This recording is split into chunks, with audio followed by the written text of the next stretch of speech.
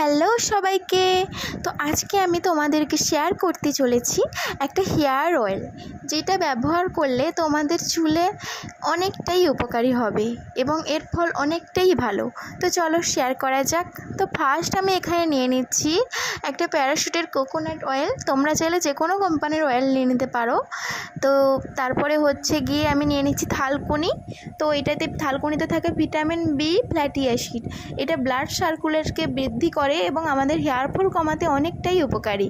তারপরে আছে পেঁয়াজ, যেটা অ্যান্টি অক্সিডেন্ট আছে, যেটাতে চুল পড়া রোধ করে এবং অনেকটাই হেয়ার ফল কমাতে সাহায্য করে। তারপরে নিয়ে নিচ্ছি কারি পাতা। কারি পাতা তো জানি আমরা কতটাই উপকারী। এটা চুল পড়া বন্ধ করে, চুলের বৃদ্ধি করে এবং ড্যান্ড্রফ দূর করতে অনেকটাই উপকারী। তারপরে নিয়ে নিচ্ছি জবা ফুল।